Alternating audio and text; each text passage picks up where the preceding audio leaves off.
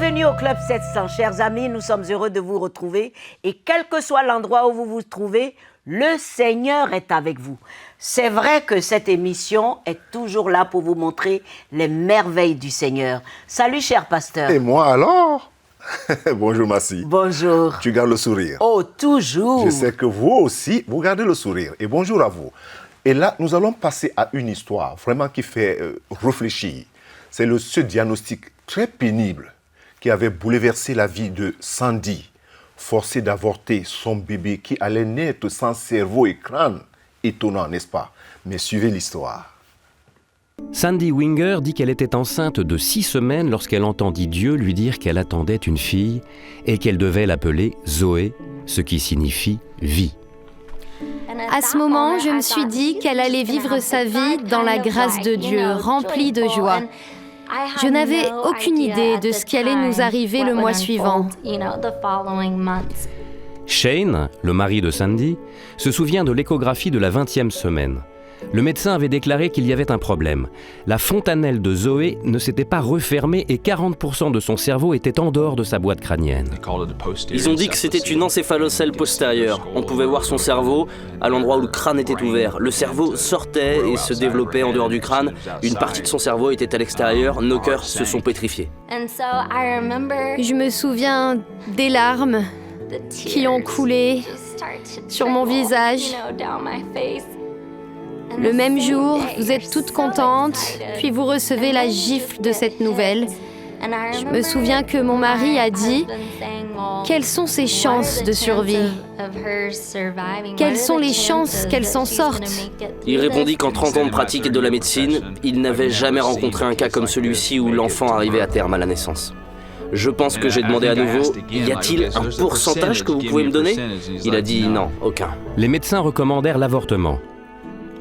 Sandy et Shane décidèrent autrement.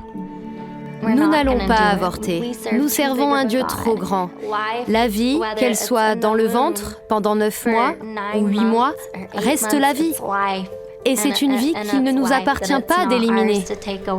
Nous avons commencé à parler et à partager des versets bibliques, croyant que vraiment Zoé signifie la vie.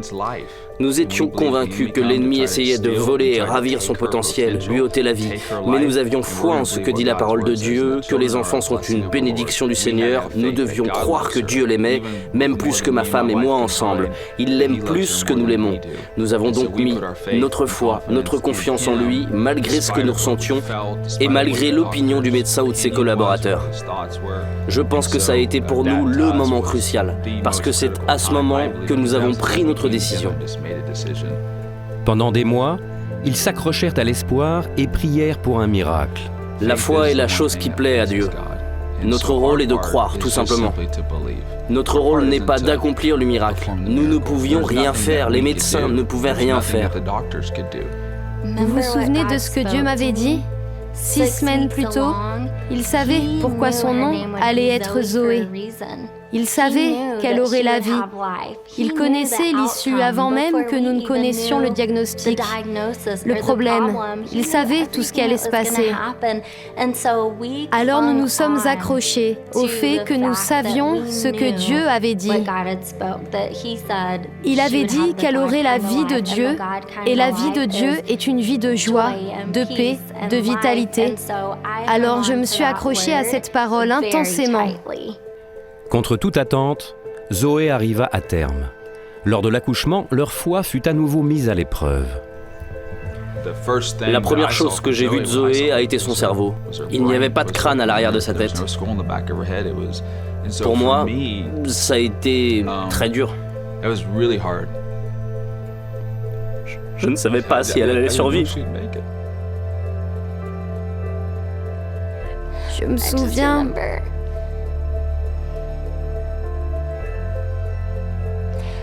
Je regardais dans sa petite couveuse et elle a levé sa petite tête. J'ai compris que tout irait bien.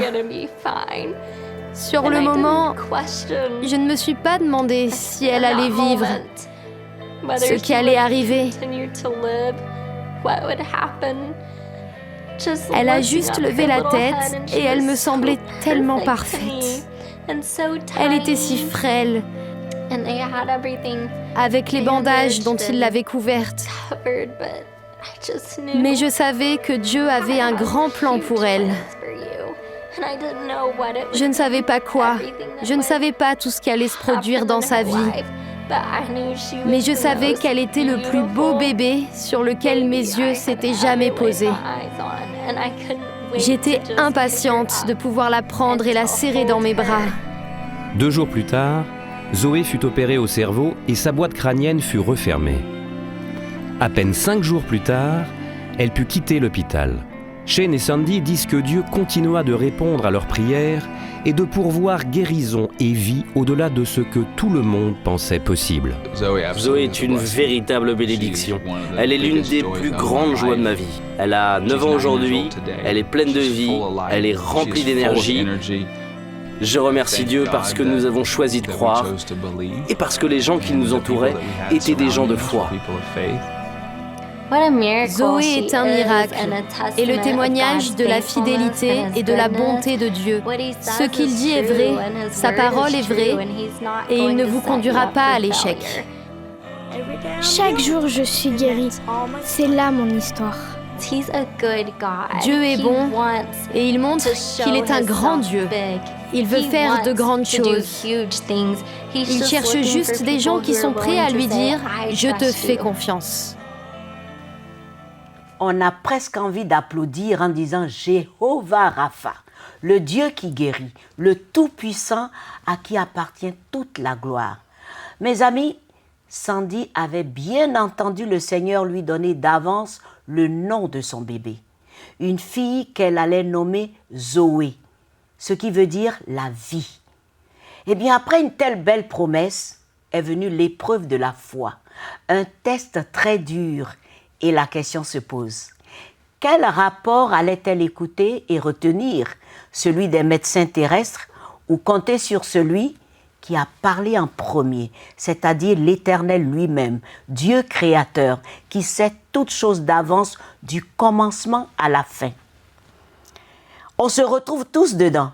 Je ne sais pas ce que tu traverses en ce moment. Je ne sais pas ce que les hommes t'ont dit, mais il y a un Dieu. Celui qui a tout créé, qui a mis par écrit toutes ces paroles qui sont des promesses pour toi et pour moi. Et tu dois les activer et croire à ce que Dieu dit et rester ferme, comme Sandy. C'est cette foi qui réjouit le cœur de Dieu et qui libère les miracles aussi. Tu peux lire cela dans Hébreux 11 et n'oublie pas, quelles que soient les épreuves, les rapports des docteurs ou des hommes, la Bible dit que c'est par la foi et la persévérance qu'on hérite les promesses. Alors tiens bon ma sœur, tiens bon mon frère, car celui qui a fait la promesse est fidèle et tu verras sa gloire. Tout simplement, si tu es étranger à tout ce que je viens de dire, tu n'as qu'à dire, Seigneur Jésus, je veux aussi te connaître. Je te donne ma vie, pardonne-moi tous mes péchés. Et à partir d'aujourd'hui, je prends tes promesses comme miennes. Si tu as fait cette prière, tu verras certainement la gloire de celui-là qui est bon et fidèle et tout-puissant. Que Dieu te bénisse et en ce moment même, à cause de témoignages que tu viens de regarder, reçois aussi ton miracle. Reçois ton miracle, car il est fidèle. Sois béni. Amen. Amen. Merci, Massi. Oui. Surtout que Dieu ne fait acception de personne. Pas surtout en ce qui te concerne. Il y a quelqu'un qui doit vivre le même miracle que Sandy a vécu.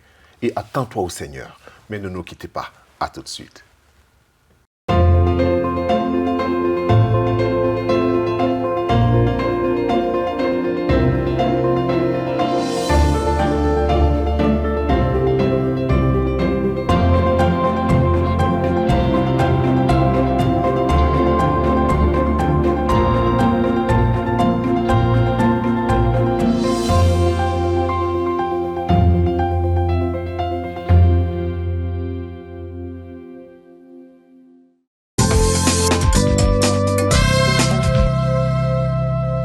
C'est toujours la même joie, les amis, de vous retrouver au Club 700.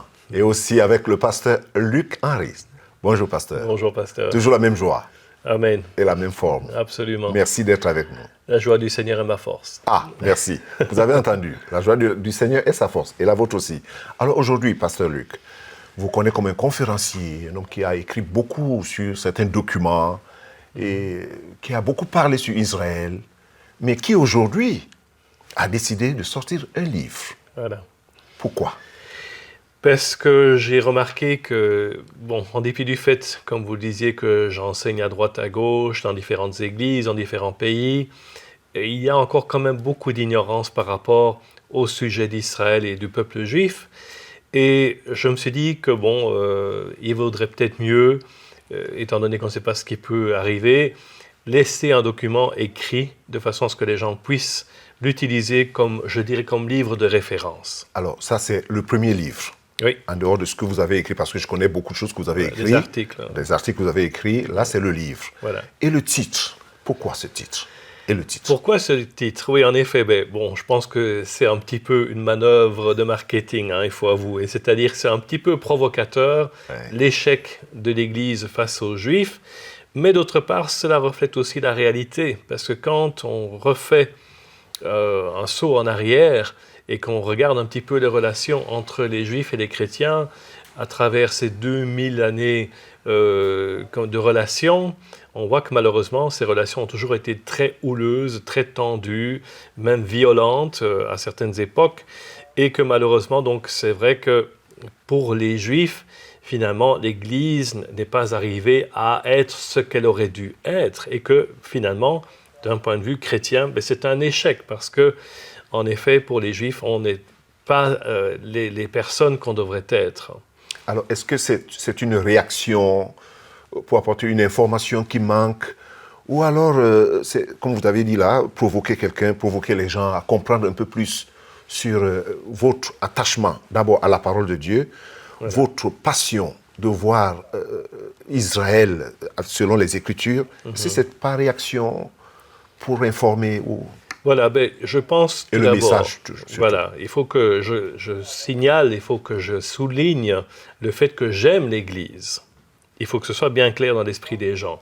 J'aime l'Église et c'est pour cela que je défie l'Église dont je fais partie en disant oui, malheureusement, il y a eu beaucoup de choses qui ont été mal faites, il y a eu beaucoup de violence et de problèmes dans ces relations entre juifs et chrétiens et à d'autant plus forte raison, corrigeons ces erreurs et construisons quelque chose pour justement rectifier tout le mal qui a été fait. Donc c'est un défi, c'est un défi que je lance à tous les chrétiens dans le monde entier en leur disant, vous voyez malheureusement, et là je donne des faits historiques, malheureusement ça s'est souvent très très mal passé, puisque comme on le sait, c'est dans nos pays européens que la Shoah a eu lieu, donc l'extermination de 6 millions de Juifs dans nos pays chrétiens, entre guillemets. L'Allemagne qui était le berceau de la Réforme, c'est ici que cette idée d'anéantir le peuple juif est née. En Pologne, un pays catholique, c'est là que se trouvaient les camps de concentration. Donc c'est vraiment quelque chose d'épouvantable. Et je pense qu'il faut qu'on essaie justement de rectifier ce genre d'attitude et de mentalité par rapport au peuple juif, essayer de comprendre qui est ce peuple et l'amour de Dieu pour ce peuple. Alors, puisque le livre il est disponible, oui, les gens pourront l'avoir, vous faites quand même un petit survol des différents chapitres, peut-être pour... Oui, alors donc rapidement... Pour donner un peu plus d'appétit. Oui. Il y a une préface du pasteur Jean-Marc Taubois, que la plupart des gens connaissent. Ensuite, il y a une préface du professeur Thomas Gergely, qui est le directeur de l'Institut des études judaïques à l'ULB, à l'Université libre de Belgique.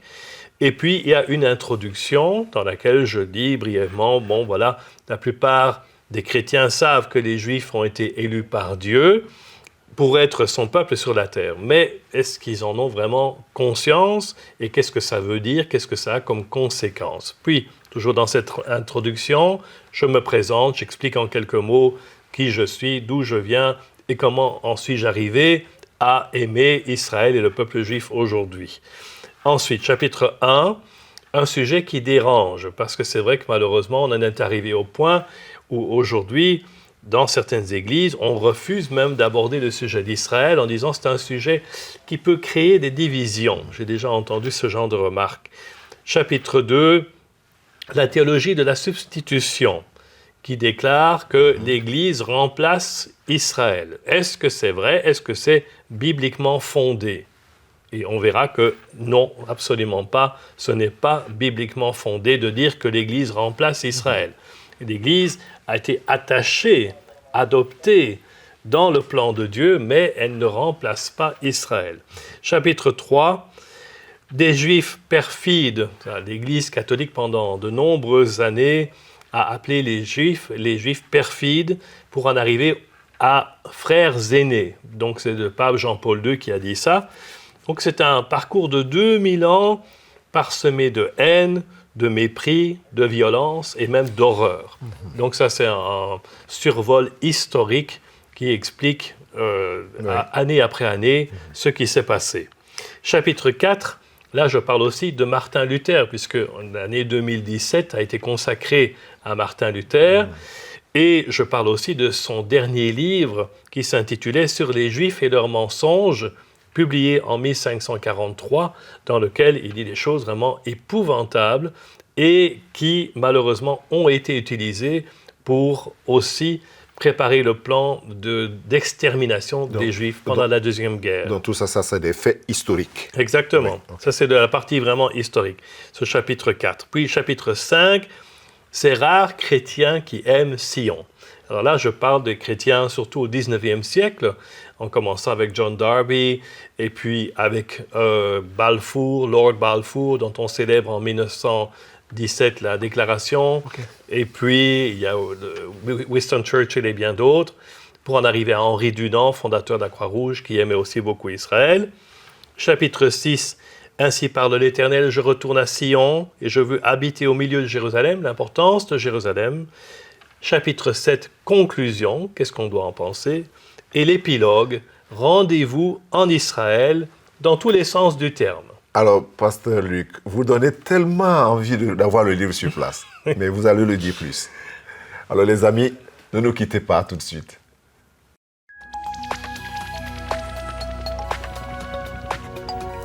Si vous avez des questions spirituelles, des besoins de prière ou même si vous avez besoin de conseils, n'hésitez pas à nous contacter aujourd'hui à cette adresse ou au numéro suivant. Nos conseillers sont là pour vous aider. N'oubliez pas, nous sommes là pour vous.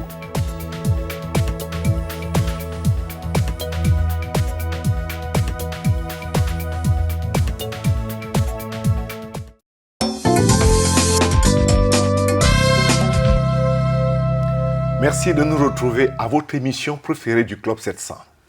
On va le dire comme ça, comment apprendre. J'ai appris à être content dans toutes les situations où je me trouve. Je sais vivre à l'étroit et je sais vivre dans l'aisance. En tout et partout, j'ai appris à être rassasié et à avoir faim, à être dans l'abondance et à être dans la disette. Je puis tout par celui qui me fortifie. C'est Paul qui le dit dans Philippiens 4, 11 et 13. Mais de quel genre de contentement s'agit-il ici? En fait, ce n'est ni celui des satisfaits ni celui des résignés. Un homme qui n'est que content parce que tout va bien pour lui n'est pas qualifié pour se donner un exemple aux autres. Vous savez, la dureté du cœur et la sottise, quand on est bien portant et riche, c'est de dire aux malades, aux pauvres, aux affligés, faites comme moi. C'est très facile. Il n'en est plus non plus question de résignation, c'est-à-dire accepter sa situation ne signifie pas être content. Il y a d'ailleurs une résignation mauvaise qui n'est que l'apathie et du laisser-aller. Les gens dont plus rien n'étonne, ni révolte, c'est déjà de la défaite. Car il ne faut jamais se résigner à être mauvais, ni médiocre, ni opprimé, ni même malheureux. Attention, quand on peut aspirer à être au mieux. Le Seigneur Jésus, à la fin de sa prière, dit il a ramassé tout son espoir en Dieu et toute sa confiance dans cette sorte de déclaration forte. Délivre-nous du mal. Il n'est donc pas question d'interpréter cette parole comme que ta volonté soit faite, comme beaucoup de personnes le disent, comme un marxisme équivalent qui dit c'était écrit ou encore tout ce qui arrive devait arriver. Tout ce qui est fait est bien. Faites ceci. Non. Acceptons le monde tel qu'il est, notre situation, notre tempérament tel qu'ils sont et n'essayons capable de changer quoi que ce soit. Ça, c'est de la fuite. Non, c'est pas cela. En fait, ce que Dieu veut, c'est la capacité de savoir s'élever vers lui et surtout élever nos besoins et notre cœur vers lui. Je vais t'inviter à prier avec moi, tout simplement. Et de dire une chose à Dieu, une chose qui te tient le plus dans ton cœur. Répète cette prière. Seigneur Dieu, je te remercie de me parler par ce témoignage. Et en ce moment même, Seigneur, je reconnais mon besoin.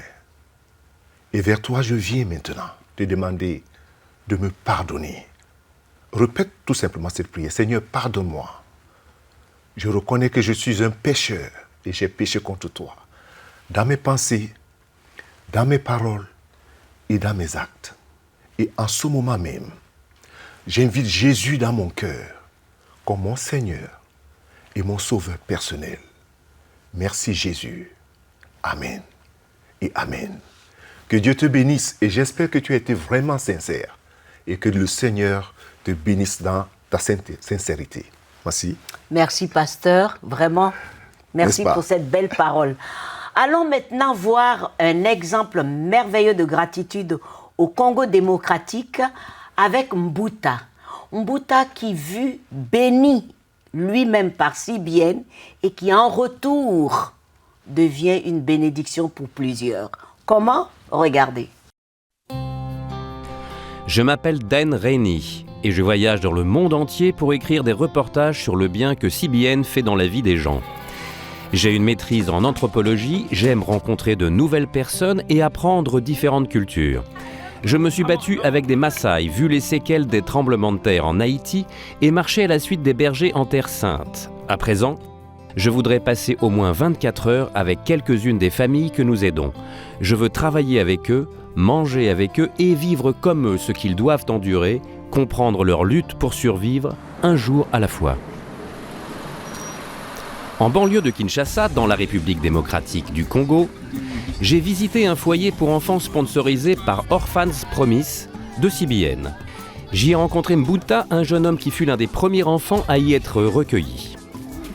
Mbuta gagne à présent sa vie comme homme à tout faire et soudeur. Récemment, il s'est porté volontaire pendant des semaines pour construire toutes les portes et fenêtres de l'école du foyer pour enfants.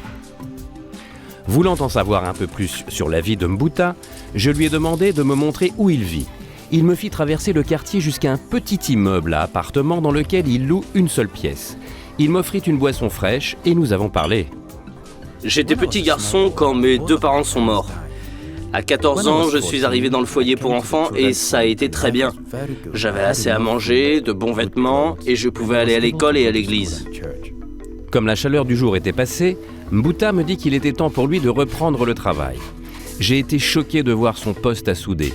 Des fils à nu, de mauvaises connexions et 210 volts de danger. J'ai surnommé son poste à souder « bazar électrique ». Ce poste fait maison est tout ce que je peux me permettre. Il fonctionne la plupart du temps, mais il n'est pas très puissant. Il surchauffe et je dois le réparer tout le temps. Je loue une disqueuse et d'autres outils. J'ai besoin de beaucoup de choses, comme des gants et des chaussures de travail, mais je n'ai pas assez d'argent pour en acheter. Mbuta dit qu'il économise chaque centime qu'il peut, car il veut se marier. Sa fiancée, Youyou, est apprentie dans l'atelier de couture de sa tante, juste en face de l'atelier de Mbuta. Quand je l'ai vue, ça a été le coup de foudre. Elle est très belle, mais ce que j'aime le plus, c'est qu'elle est très douce et que c'est une bonne chrétienne. Je sais que nous aurons une bonne vie ensemble. Mbuta n'est pas comme les autres hommes. Il est un disciple de Christ et il me traite avec respect. Il travaille dur, il fera un bon mari. Ce jour-là, nous avons travaillé sur une porte ensemble. Sa disqueuse de location ne fonctionnait pas et il dut scier toutes les pièces à la main. Le repas fut très simple, quelques morceaux de pain et une limonade. Pendant que nous mangions, il m'en a dit plus sur son enfance. Quand j'étais petit, mes parents sont morts et je suis allé vivre chez mon oncle. Ayant beaucoup de femmes et d'enfants, il ne pouvait pas s'occuper de moi. Je n'avais rien. Il s'enfuit en quête d'une meilleure vie, mais il finit dans la rue. Je n'avais pas de maison, je dormais à même le sol. C'était une période très difficile. Un jour, quelqu'un lui parla du nouveau foyer pour enfants qui venait d'ouvrir non loin de la ville. À 14 ans, je suis arrivé dans le foyer pour enfants et ça a été très bien. J'avais assez à manger, de bons vêtements et je pouvais aller à l'école et à l'église. Après le repas, nous nous sommes remis à la tâche. Mbouta réussit à faire fonctionner la disqueuse, ce qui rendit les choses un peu plus faciles. Mais je voulais pouvoir faire quelque chose au sujet de son bazar électrique. Quelques jours plus tard, je me rendis en ville. Mbouta est la personne idéale à aider. Il est déterminé, il travaille dur et il se soucie véritablement des autres. Je sais que s'il reçoit un coup de pouce, il ne va pas penser qu'à lui et Youyou. Il continuera d'aider les autres. Sa famille prospérera pendant des générations, ainsi que la communauté les entourant. Je revins à l'atelier de soudure de Mbouta qui ne se doutait absolument pas de ce qui allait arriver. Regarde.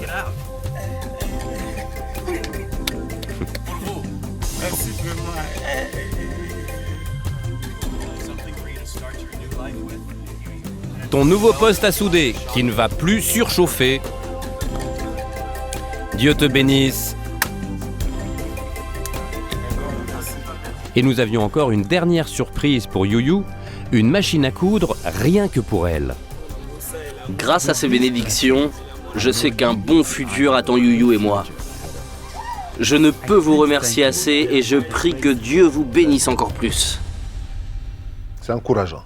Belle histoire, Mbouta. Beaucoup ne sont pas reconnaissants, mais lui, il s'est souvenu que si bien l'avait aidé. Ce qui est intéressant aussi, Massi, c'est le fait de donner. Hein? Oui. C'est-à-dire que ce n'est pas d'abord la quantité, c'est le peu qu'on peut donner. Oui, il a donné son temps, Voilà. son talent pour aider les orphelins. Autres, et puis ça a donné ce résultat. Et il a reçu, et il a pu finalement atteindre son but, Le avoir mariage. les moyens suffisants pour se marier, parce que ce n'est pas évident en Afrique. Hein? Je crois qu'il avait trop peur. Il ne s'attendait pas quand même. Non, il ne s'attendait pas. Mais c'est un appel toujours. C'est un appel. Et vraiment, comme Mbouta, vous pouvez faire pareil. Ouais. Vous pouvez continuer à faire vos dons, et ça, c'est très important. C'est très important. Et tu as l'habitude de le dire, hein? C'est-à-dire que ce n'est pas la quantité, je le répète. Non. C'est un appel de participer à cette chaîne d'amour, Oui.